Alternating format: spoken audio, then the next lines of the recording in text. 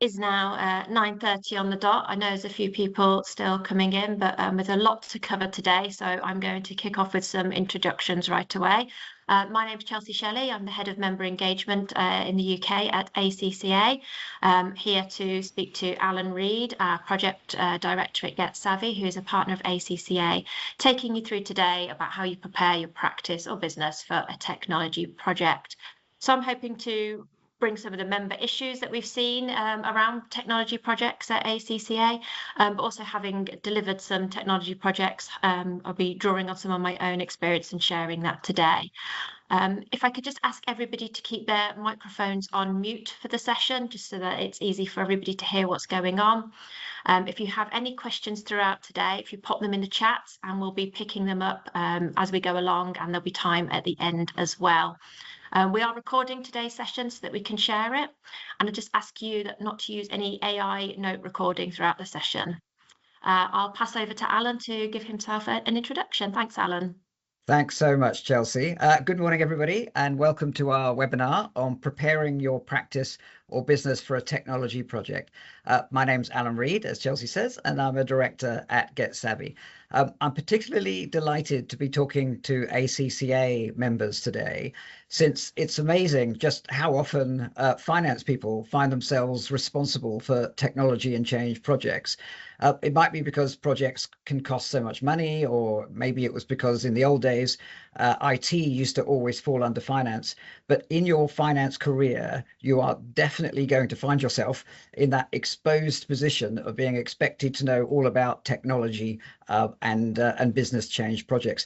So let's see what we can do today to help with that, so that you don't get shouted at and fired when you find yourself in that position. So let's crack on with the content. So as Chelsea said, we're sending you the recording, so please don't worry about scribbling and making notes. Just immerse yourself in the content. Please use the chat for any questions or technical issues that you might be having. Just drop it into the chat. We're having a Q&A session later, presuming we've got some time. And so if you're having problems in your own projects, or you're worrying what to do with your own project, please drop it in and we'll see what we can do to address that. The content for this training session is taken from our online self-paced course, which is called Managing Technology Change Projects for Business People. We've already priced that at a very entry level. We want as many people to take that as possible. So already a few £100, but actually delegates will receive an ACCA member discount. So look out for that after the webinar. Okay, so just essentially a little bit about what we've done with Get Savi. Let me just explain what Get Savi is all about. We exist to fill that gap where people in their own organizations are faced with a technology project and have to then deliver it to their business. And the problems that occur with that are often people focused and all sorts of difficulties around that. So we've created solutions for business people to solve that. So let's go through the agenda for today. So first of all, we're going to cover how to prepare your own business for a technology project. So creating the business case, working through what it is that you need the technology project to deliver, how to go through that all-important supplier selection to make sure the foundations of your project and what you're going to deliver with your supplier are all agreed and no one's getting into disputes and arguments later, and then preparing your own organization for the implementation, making sure everyone knows what they're doing. And we'll go through a little bit of a demo of the training course that all of this content is drawn from, and then, as I say, wrap up and Q&A. So please feel free to drop your questions into the chat. So first of all, a little bit of research from Gartner Group.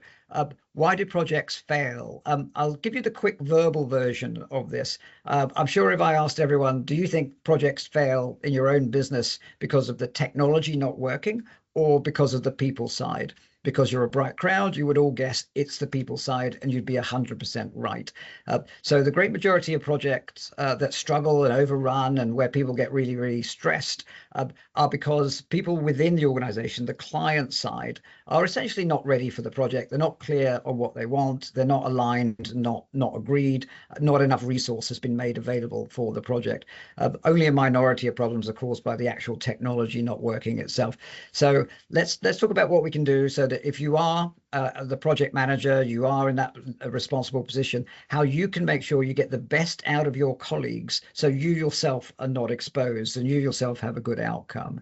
So that starts off at the beginning of your journey, where you're at the conceptualization phase. Should we do this? Should we spend some money to bring about this change?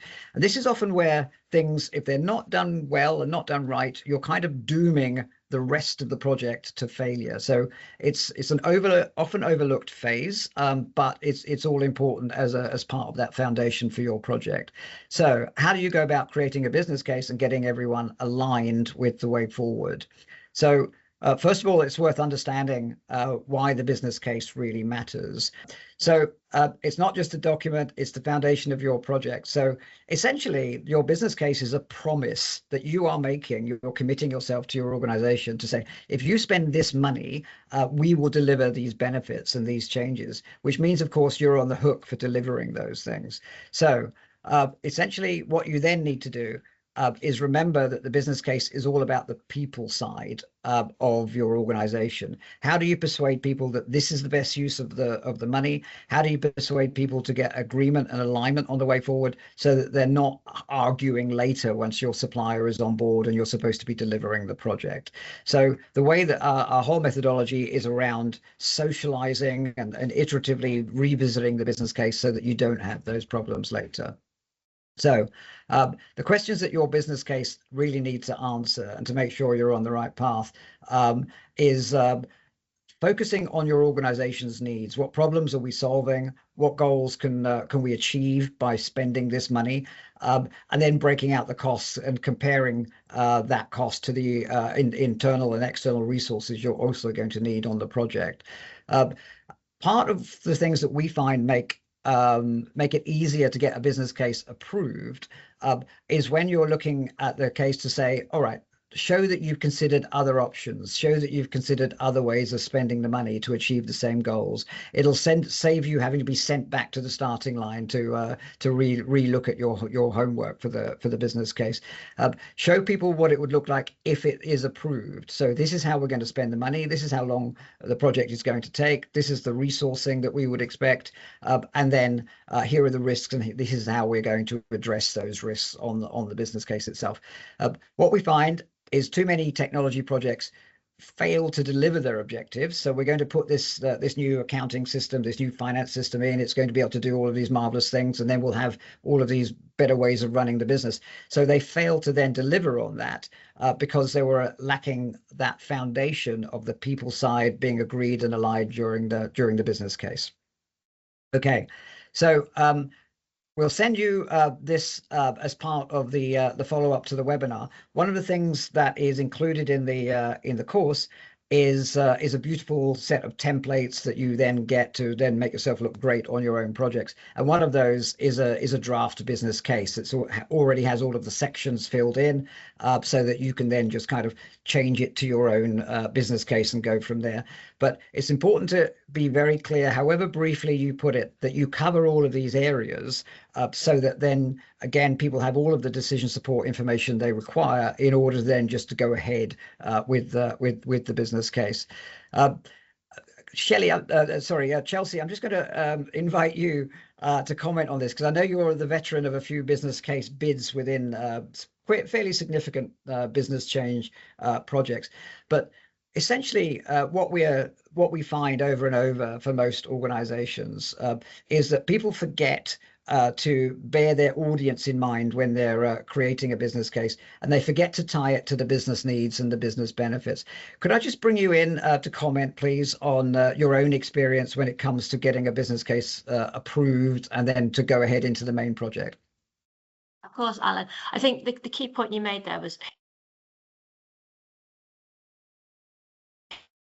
So often when you're writing a business case, it is for the person who holds the purse strings, who can control that funding. It's maybe for somebody more senior. They are not necessarily interested in the minutiae of what the project is going to do in great detail. They are focused on the broad outcomes, the impact that it can have for the business. So I always say, if it can create efficiencies, save you money, or make people happier, then they're going to be more likely to sign that off. So try, and when you're breaking down into what you're going to deliver, try and break it down into one of those three areas, that this is about efficiencies, this is about saving some money, or this is about making people happier within the business, because that's what they're interested in. They're not necessarily interested in, it's going to make process A do this in this way when it used to do it in this way. So I'd say keep it quite broad when you're writing for that more senior audience, or that financial audience, and always focus on the outcomes. You're not necessarily talking them through the journey in the business case. You're talking them to, this is the end point. There's all sorts of other documents you're going to write that's going to go through that journey and planning process. So it's the end point that you're focusing on with the business case. Absolutely. And I like the point about not putting too much detail in there. So sometimes people put their entire set of requirements, etc. And actually, the more you're putting in there, the more there is for people to quibble over. So keeping it at that right level to say, if you give us, let's say, £100,000, we are going to deliver these benefits. And this is what the project will look like. And this is how we're going to manage the risks and ensure we get a good outcome. And keeping it at that level, we found to be the most successful. There's an entire module in the course about how you construct a business case, how you demonstrate ROI, and how you get people on board. So it covers all of that in about 45 minutes of learning. So do yourself a favor and take advantage of that. Okay. So Alan, can I just come in with one extra point? Yes, please. Just one thing that may be useful to include in a business case is also the cost of not doing something. So it's really easy to sell the benefits of a project, but a small section in there that says, and if we don't do this project, these are the risks, this will what happen. That can always be quite powerful too. No, you're 100% right. And we call that the negative business case, by the way. So if we don't do this, then that's not free either. It's actually can be more expensive not to do this project than to do this project. Or here are the risk outcomes of not doing this. So I agree completely. It's about making that case that this is the best use of the organization's money. And that's a really important addition to that. Great. Okay, so now we're at that point where, let's say you're the project manager, or you're the person responsible for this project. You're in that scary position where the organization has said, all right, you're claiming we'll get all of these benefits if we give you £100,000 or whatever the sum of money is. Go on and prove it. We're going to call your bluff and give you approve your business case and let you get on with the project. So the first thing you then need to do is, of course, define what it is that you want. So that you're very clear about that as a part of the foundation. So we call that a needs assessment, sometimes called a requirements gathering. It's an absolutely vital part before you start engaging with suppliers to then get the technology selected. So here we are. You now need to deliver on all of these wild promises you've made in the business case of all the benefits that are going to come out of this. You then need to get on to defining what it is that you need. If you don't define what you need properly, then no one can give it to you properly. So bearing in mind with this, I'm going to go quite quickly through this. Your needs assessment or requirements gathering is one process, but you've got two audiences. The first audience is, of course, your colleagues, and making sure that you're getting clarity from them about what their business processes are in a given area, what they need to be able to have support from systems to do. But the other audience is, of course, your suppliers. So you're going through the process, and you're going to create two outputs from it, and they're both going to then help define how the rest of the project will be run. Any significant gaps can cause lots of disputes later, can cost overruns in budget and time, and of course be difficult and embarrassing for everybody. So it's really important to pay proper attention to this phase. One thing that's often neglected as part of the needs assessment is the reality. It's the first time you're going to your colleagues throughout the organization and saying, I need your time. I need you to put in some effort into this, and I need you to be clear about what you need. And very often people will resist that. They'll say, "Oh, I'm sure you know what you're doing. Just get on with it." And then, of course, the problems all come later when they say, "I'm not getting what I want." So treating this part of the project as an engagement exercise, a way to try and enthuse people about the benefits that are going to come from the project, we find pays huge dividends later on the actual project. Chelsea, I know you've had a lot of needs assessment projects in organizations where, let's say, the enthusiasm level was mixed. There was a mixed appetite for change. So here we've just got some tips where we say really important concrete things. Don't base your needs on your old system. Don't say, "Oh, we need a slightly shinier version of what we're using right now." Quite often we say completely ignore the old system. Don't look at it at all, because it's all about your modern business requirements. We then have to focus on getting people on board by saying, "This is why it's going to make a difference to you. This is why your teams will benefit," and so on. And there's a whole module around this about getting it at the right level. Don't spend all of your time listing every field you need to store and so on. It's about your ambitions and what your business processes need to support. So could I just get your thoughts and comments in the real world on how you found it best to get your colleagues to support the needs assessment or requirements gathering process? Well, first of all, nobody likes finding out about a project once it's already happening to them. So this stage is so important because it's that opportunity to let people know you're thinking about something that's happening. You're getting them involved at the very beginning. They feel like they're having input into it. And really, it's a benefit sales task, isn't it? If you're experiencing a problem within the business that you're trying to solve, your colleagues have no doubt been experiencing that same problem. And so it's a case of saying to them, we all know that we have this shared issue. We have this shared need for, we need to improve the way we look at our contract software or our billing software. It's something we all struggle with. What are those issues? What are the problems with it? And make it that collective task so that you're gathering all those requirements and really focus it on the solutions that you want to get to. But the earlier you can get people involved, the easier it is as you go throughout the whole project deployment. Absolutely. And as part of the course as well, we have one of the templates is a requirements gathering template that helps you document and prioritize in a very transparent and easy to manage way. Okay, so and then let's go on to the topic of the vendor selection process. So at this stage, what's happened is, of course, you've been told you can go ahead and spend money on your project. You've done the requirements gathering needs assessment within your own organization. So now you need to go ahead and find your right ideal technology partner.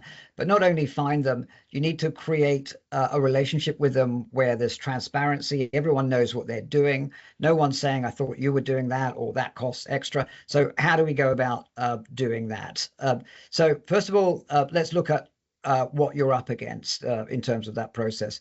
First of all, particularly in the fintech area and anything to do with finance, the marketplace is incredibly crowded. There are literally hundreds of solutions for pretty much everything that you want to do. Everyone's always saying they're the ideal partner for you. You've got salespeople crawling up your leg. Then, of course, different solutions are described in different ways. Every vendor has their own language and way of presenting it. In addition to that, how do you start the evaluation process? In a way, if you start your search for your partner through a Google search, you're already at a bit of a disadvantage. How do you compare apples and apples across vastly different vendors? And how do you get the level right where the specification isn't lost in the weeds of too much detail, but of course your actual requirements are not getting lost in that mix as well? And then finally, how do you develop a process that's going to allow you to evaluate the right number of vendors, have the right people involved at your own organization, and then ideally come to a unanimous decision at the end of it, or at least a decision where everyone accepts that it's been done in the right way. So it tends to be an area where people underestimate hugely the amount of work involved. And then, of course, bearing in mind this is going to be your technology partner for good or ill for the next few years, maybe the next decade. There's lots of time to regret doing it badly. So here are some actual ways of doing it that will stop you coming a cropper and stop you having so many problems. So first of all, why can't I just pick one? There's all these vendors, they sell to other customers. Surely they can work for me. And really, one of the main things we try to get across to people is that the choice isn't just about this or that bit of technology. It's as much about the technology partner and their track record in delivering to organizations like you that will make the difference between success and failure. So if we take examples like tools like Salesforce, for instance, Salesforce out of the box probably won't meet your needs, but that's why it's always supplied with technology services to make it work. But all technology service providers are not the same. So if you fail to choose the right technology service provider that's got experience of exactly what you're trying to do, you will end up struggling. Then also, the common mistake is just focusing on the tech, as I've just been saying ahead of my slides. The second common mistake is not spending enough time with each potential supplier. This happens all of the time. So people try and rush the vendor selection process. They run it like a kind of beauty parade. We'll do an hour's demo with a few different vendors, and then we'll just pick one at the end of that. And there is so much room for misunderstandings in that process. Bearing in mind, you're trying to bring together two complicated things: your own organization and needs, and each supplier who is complicated in what they're good at and what they're bad at. So in order to evaluate all of those things, you really have to put in sufficient time, and we'll talk about how much time in a second. So really, one of the main takeaways is treating your vendor selection process as a proper project with proper resourcing, and it's going to take a proper amount of teamwork, and people need to be really clear about it and treat it as a big part of your whole project, and not just something that you have to get through in order to get to the main project. This is the project. So how do you go about picking your potential supplier? So first of all, you're creating a shortlist based on established criteria. On that first one of the main things that we say matters is track record. It's not actually the technology. It's not the difference between Salesforce and Dynamics or whatever it might be. It's actually the track record of that vendor and in delivering to projects pretty much exactly like yours. Then, of course, checking the functional fit after that. Can they do everything that you need? Do they have a strong digital skill set if you're doing things online, or is it purely back office? So evaluate their experience in addressing pretty much exactly your project with others. And then, of course, looking closely at how they approach their projects. What's their project methodology? How much time do they need from you? And whatever your business sector is, you might be in insurance, your employer or your practice might be focused on banking, or it might be in 100 different areas. It's making sure that your supplier is committed to that sector and has experience and can add value to the type of business and the type of sector that you're in. So what too many organizations do now on a vendor selection process is, I'll just put it all on the screen. I'll do the quick verbal version. So essentially, they create a quick checklist of requirements, a big feature dump, often based on their old systems. They issue that to an exhausting list of potential suppliers. So now you're dealing with 30, 40 salespeople who are all over you, all claiming that they're the best ones. They run a kind of arm's length process saying, if you talk to us, if you talk to any of our staff, you're fired. So it all comes down to one demo and one ITT response or tender response where everyone says, yes, I can do everything. Then there's a kind of rush to pick one. That whole process is exhausting. You're dealing with too many people. And then you can't, differentiate them easily. So you pick one out of exhaustion, rush to contracts, and then the reality comes out in the early stages of the project where the vendor is saying, no, we're not doing that. No, that costs extra. No, that's really not something that we do. And then, of course, you're in that embarrassing position of having to go and explain to your board that you need more money or that something's gone horribly wrong on the selection process. So let's make sure you avoid all of that. So there's a whole series of steps as part of the vendor selection process that we find, however detailed on, if you're running a really small selection process or a larger one, you can scale it up and down, but you must do these steps. So first of all, getting agreement and alignment on what it is that you want out of this system and your organization, and making sure your colleagues signed off on that, making sure your management team has signed off on that. Choosing potential suppliers. Don't just issue the tender to the world. Talk to other organizations like yourselves. Do some work looking at vendors and their track record. Most vendors will have case studies on their website. Look to see that they have organizations that are like you, and only include those that you're not going to be wasting your time on. And then focus your selection process essentially on making sure that you've got enough time to evaluate every supplier in detail. We tend to find that in order to evaluate a supplier properly, you'll probably need something like 3 meetings with them. One is to assess your compatibility. We call it a chemistry meeting. Make sure they understand your goals and your strategy. Then there's a look at the technology and going through in a properly detailed way with scenarios and your actual requirements. And then, of course, the things like the project approach, what time is required out of you and your colleagues, how to make sure you get the best outcomes from it.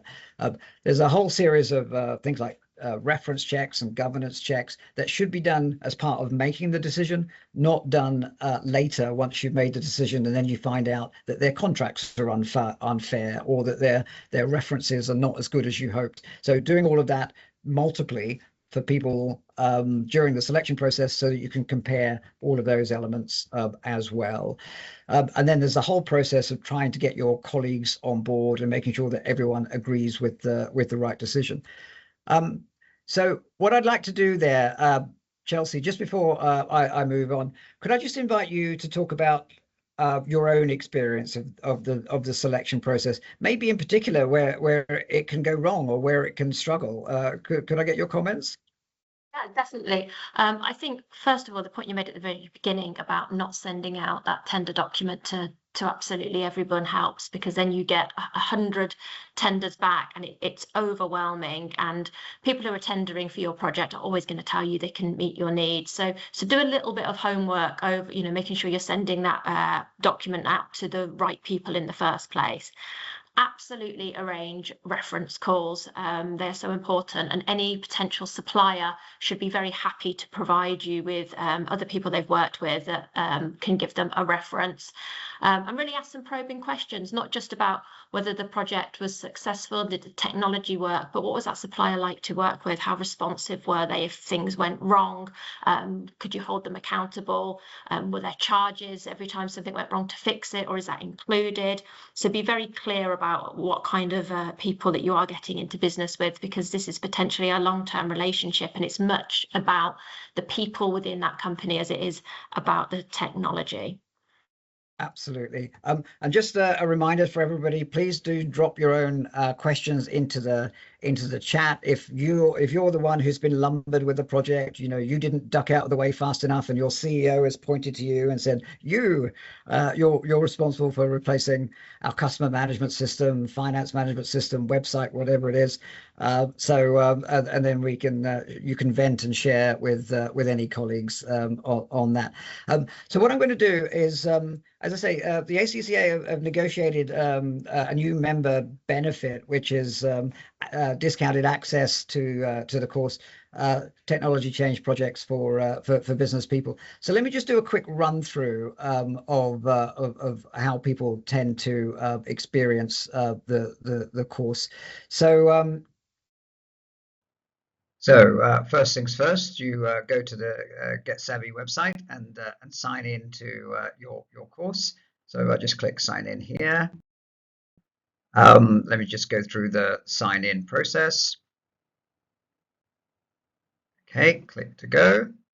And then once you sign in, the first thing you see is your personal dashboard for any courses that you're taking. And this tells you where you are on the current course. So if I just dive into that course, I can see the modules that make up the course. And in this particular course, it goes through every phase of a technology project in your own organization, starting off from the business case, conceptualization, should we do this or not? How much is it going to cost? How do I get people on board? That kind of thing. And then through the planning and resourcing, through the requirements gathering, needs assessment, etc. And then all of the way through things like the implementation, testing, supplier selection, all of the things that you have to get right on your own project. So the final part of all of the modules is your assessment, which will then give you an accredited qualification. More about that when we go through. So if I just jump in really quick to the supplier selection module, this tells you, gives you a methodology, gives you all of the steps you need to make sure that your supplier selection process is going to go well, that you're not going to have any gaps, you're going to have people feeling like they've been consulted and come to a unanimous decision. So we start off with the introduction to your team, bearing in mind this is putting you in the scenario where you are the project manager. You're the one responsible for this project. But here are the people who you're going to be working with to get you trained up on this module, and tell you what you must get right. And oh my goodness, don't do that, or else that will bite.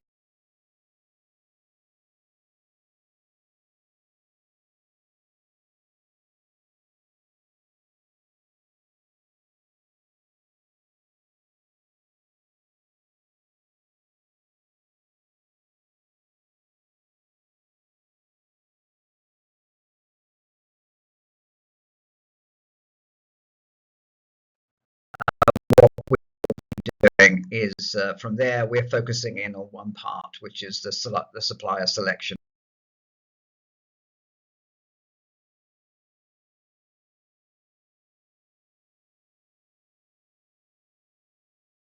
This particular part of the course and what you should expect to come away with. So you then get an overview of the major parts of the module, and within the support for every module, there are things like the scenario that you're in. So this is like Mission Impossible, your mission should you choose to accept it. This describes the project and puts you in the place of the project manager. It also tells you about your team, some of whom are AI-driven avatars that you have to get the best out of them. They're going to have particular instructions or requirements for you. The finance director will want this out of the project. The operations director might want that out of the project.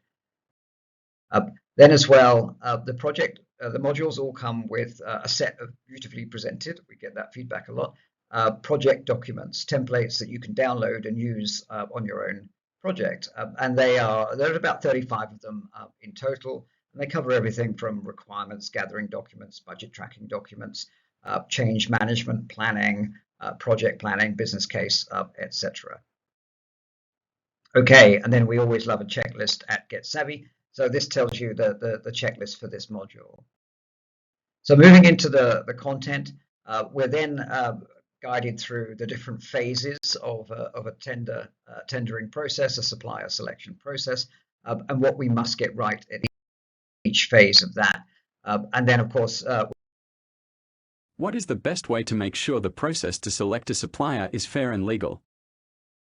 There are some key things we can do to make sure everyone can see the process is fair and auditable. We have to make sure the rules and criteria of the selection process are made clear to all the suppliers in the RFP and also to our internal selection team. All potential suppliers are treated equally. For instance, if one of them requires more time or additional meetings, then this must be offered to the others too. Our internal selection team commits the appropriate time and attends all the relevant meetings. You cannot compare the suppliers fairly if you don't attend all the meetings. We complete all evaluation documentation throughout the process to show an auditable trail and facilitate the decision-making phase.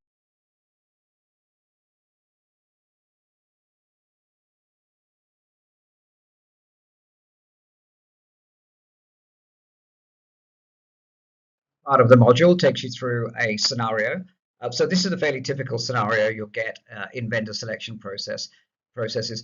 It's where the team, for instance, is log jammed on which supplier to select. So it goes through the scenarios, different team members arguing for this or that particular vendor, and takes you through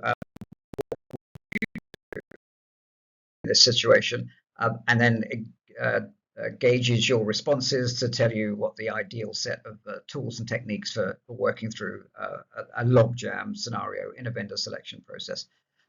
With every module, we also have lots of check your understanding elements, and that's we found with our research that that's the best way of making sure that students get the best out of a module, really do absorb the content.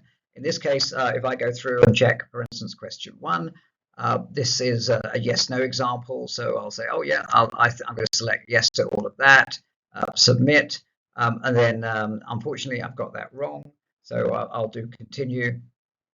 And then I'll carry on from there. Let me try question 2. In this case, it's a drag and drop. So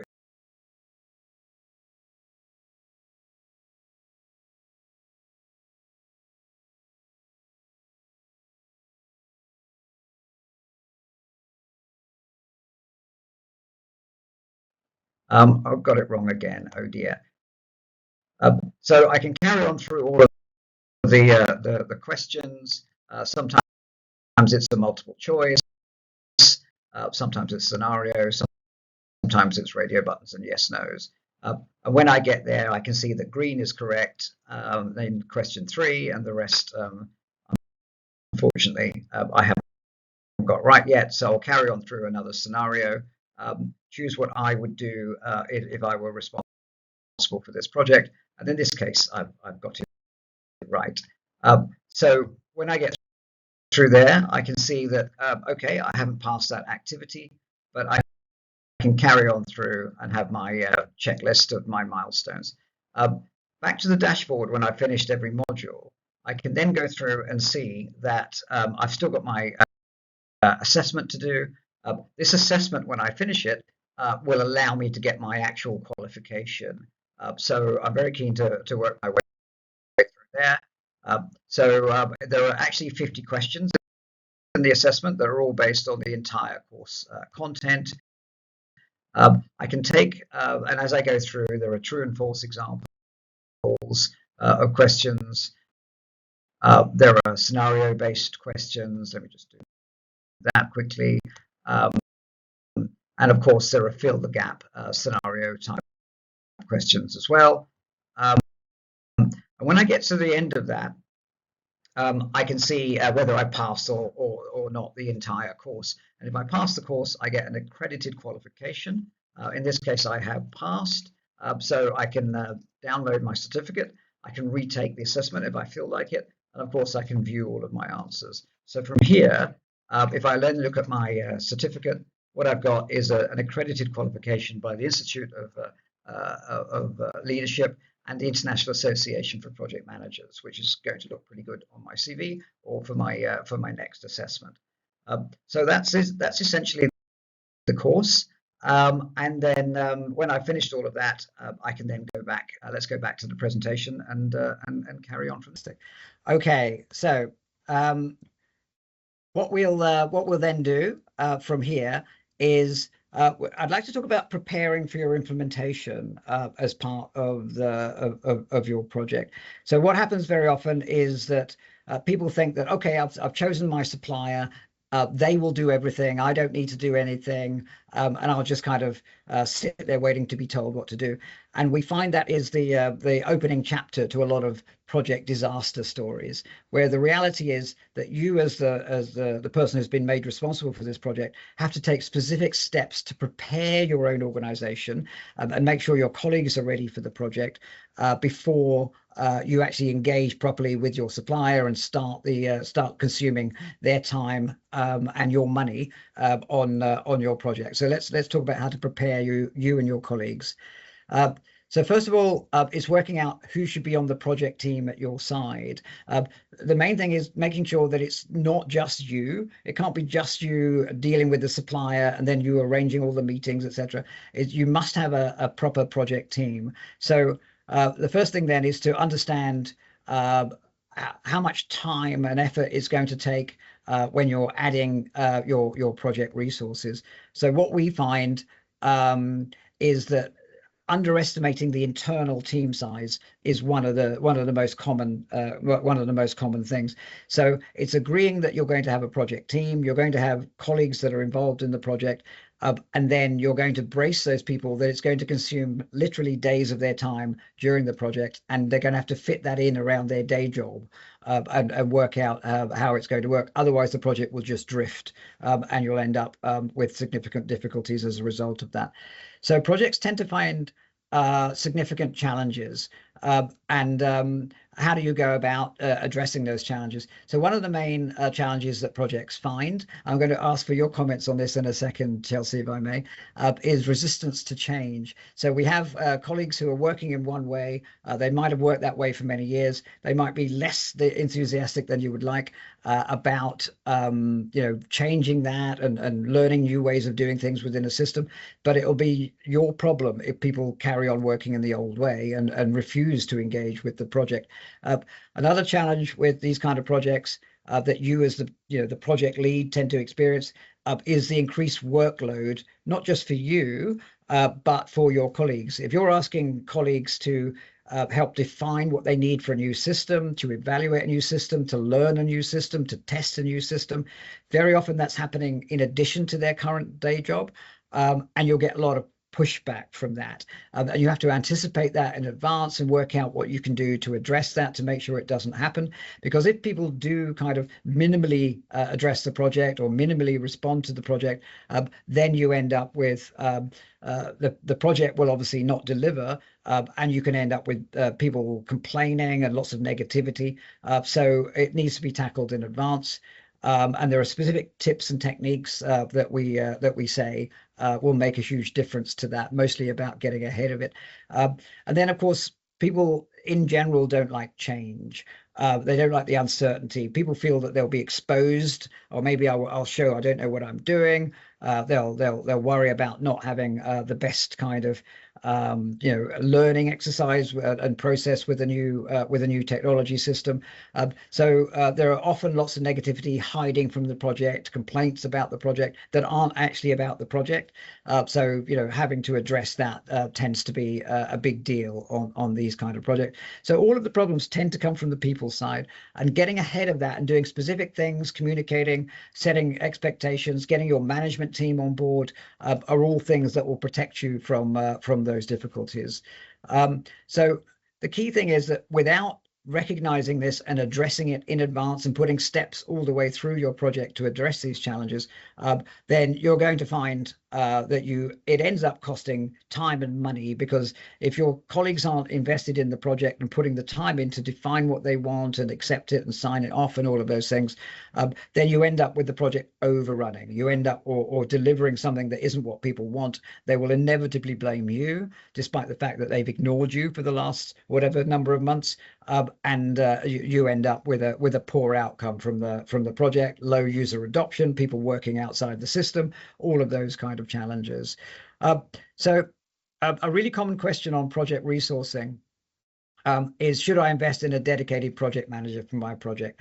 Our research shows that the great majority of projects do put in a temporary, at least, project manager for the project, and the ones that don't have worse outcomes. So it's certainly worth considering, either freeing up someone significantly from their current role, or recognizing as part of the cost of the project, you need to bring in project management resource with that.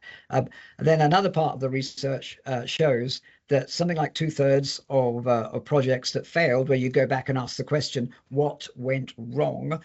Those projects failed because of a lack of client-side resource, not the supplier, not the technology not working, but people were just too busy. People weren't aligned. People weren't focused on the project significantly, and therefore it went wrong, and there were problems. So with all of that in mind, there are key tips for addressing how to get your staff on board and get ahead of those problems and make sure they don't happen to you. The first thing is identifying your key stakeholders and your project team. Don't be the Lone Ranger. Don't try and do everything by yourself.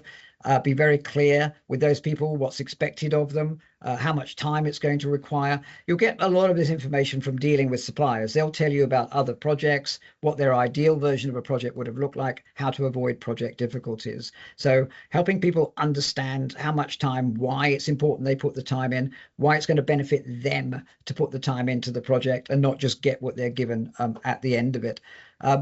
There needs to be a whole process around addressing concerns, flushing out concerns, inviting concerns, giving people a channel to raise any questions that they have, and then being honest and transparent about addressing them. So people will say, oh, I worry this has been forgotten on the project, or I'm worried I haven't got enough time to test this properly, or we've got an audit coming up and I won't be able to put in time into the project.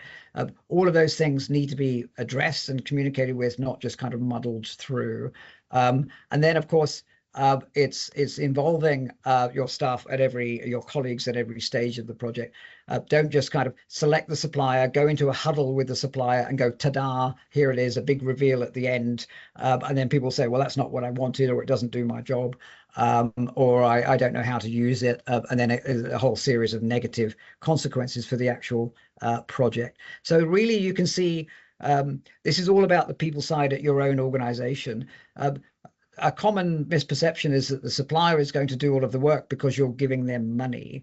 And our experience and research shows that for every hour the supplier puts into the project, the client will typically have to put in 5 or 8 hours.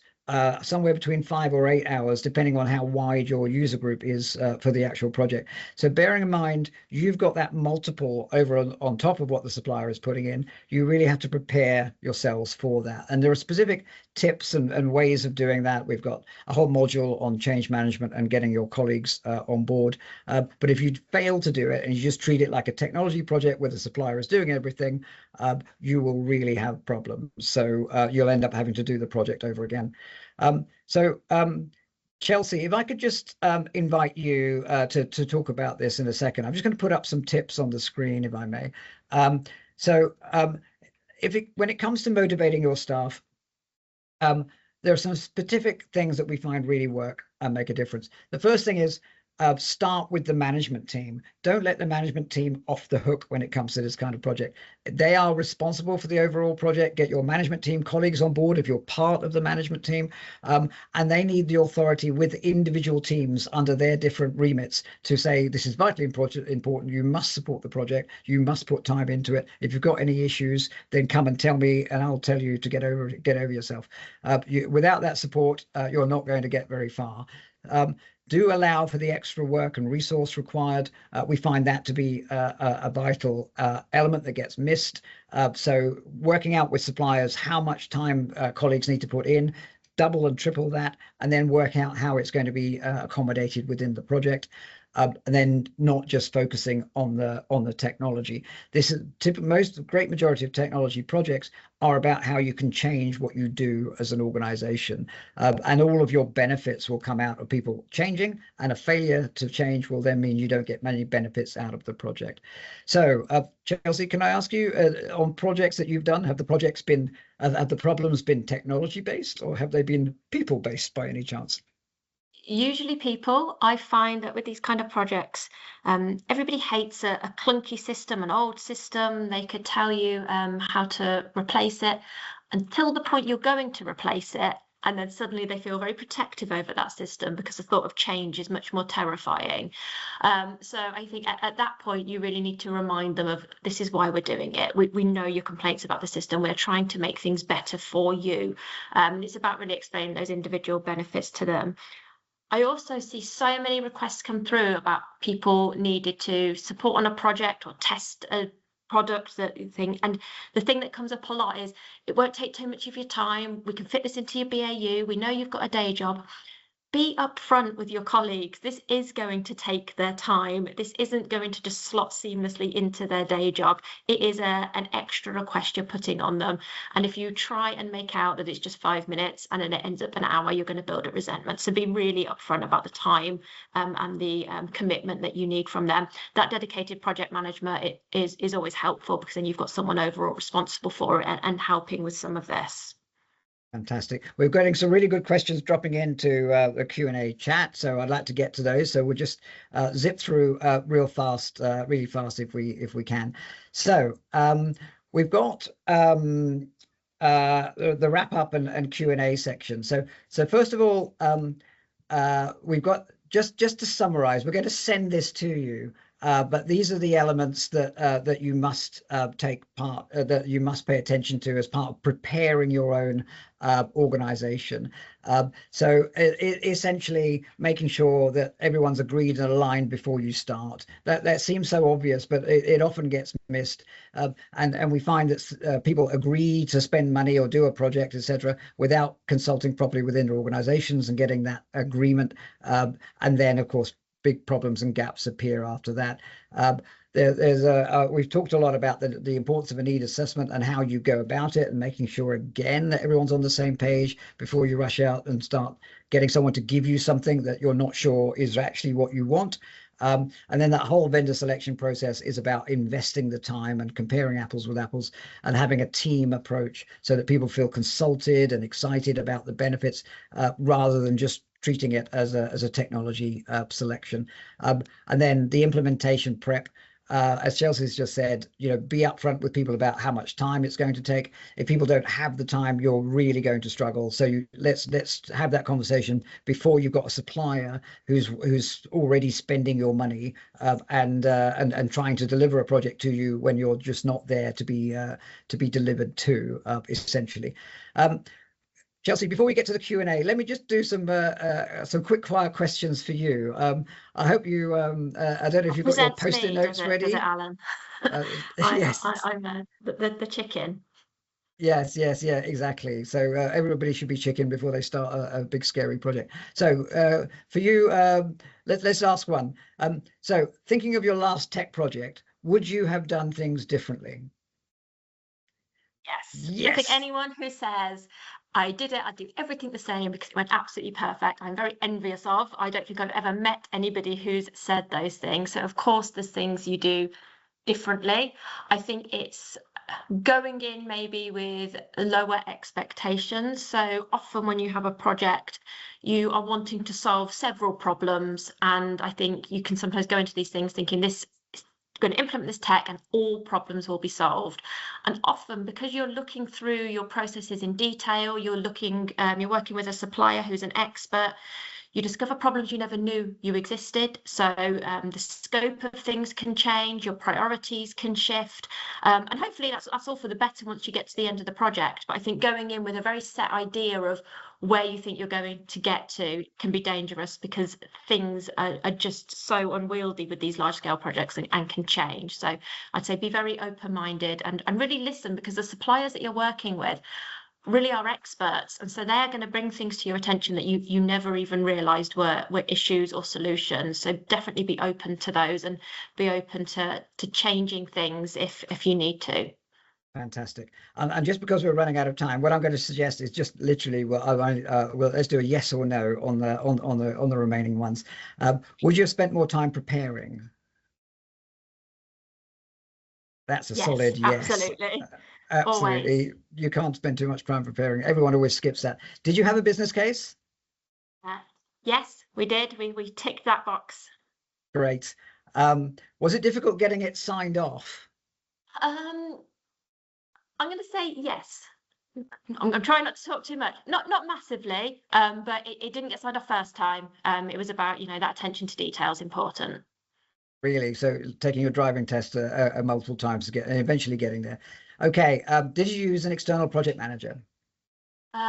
No, not external, but we did pull somebody from within the organisation who was able to position themselves. So I suppose it's a mixture. We did have someone with the expertise that came away from their day job. And a dedicated project manager, that's the key thing. And then did you prepare your staff for the extra work that will be required on the project? Yes, but you could never do too much there. Yeah, absolutely. And then did you have any issues with blockers or lack of enthusiasm, moaners and wreckers on your project? Yes, and we probably could have guessed who they would have been beforehand, and we paid them extra special attention. Yes, exactly. Great. your colleagues had access to the course Managing Technology Change Projects for Business People. It's a bit of a leading question here, but did it help with the kind of communication and enthusiasm level? Definitely did, and just that checklist is so important, because it's just, you know, that quick reference of what have I forgotten. Marvelous. Okay, so let me just tackle one Q&A question that we've got. I've got maybe one or two that we've got time for. I've got one question here. It's a slightly sad question. So somebody's asking, my management team don't seem to be interested in the project after giving it to me. So I've got some thoughts on that. Chelsea, do you want to say anything on that one? No, I'll let you kick off with that, Alan. So I would, the key thing here is that unfortunately this can happen. The key thing here is to go back to the management team in a very ordered way, and say, look, here are the benefits that the project is intended to deliver. It really does need management team support in order to do that. I'm not anybody's boss. I can't compel people to do things. So here is the role of the management team in this. Can I please ask that you attend this meeting? Can I please ask that you send out this communication for people? Can I please ask that you lend me your authority for the project? Because otherwise the project is really going to struggle.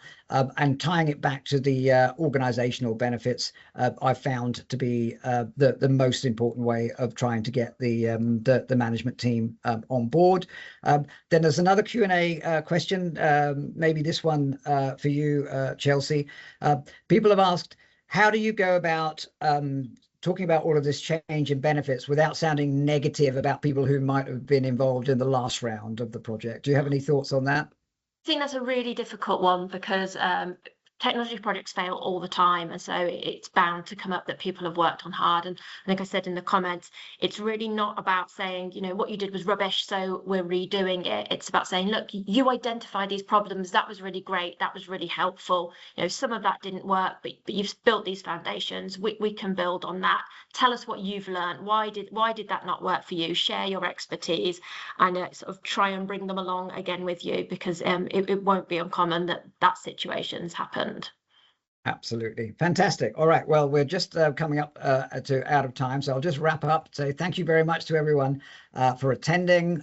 We'll give you a discount voucher from the course. We'll provide you from job aids and templates, examples from the course. We'll invite you to join our GetSavi community. This is where people write to each other and vent about problems that they're having. And why people aren't responding well to the project, and so on, and it's just a place to share. Then we'll also invite you to the next ACCA webinar we're running, which is on February 25th. And it's really about what finance professionals in particular need in terms of project management skills all of the way through the project. So we've talked today about preparing for your project. You can see there's quite a lot of activity there. What about all of the way through during the implementation, which is the longest, most complicated phase? You're engaging with your supplier then. You've got invoices coming at you all of the time. You've got stakeholders are saying, I'm too busy, leave me alone. And then you've got, oh, this is extra, that costs extra. How are we going to manage and get the best out of all of that? So we're covering all of that on our next webinar on the 25th. So with that, I'd just like to say thank you very much to Chelsea and the team for inviting us to talk to you today. And thanks for your time, everybody. So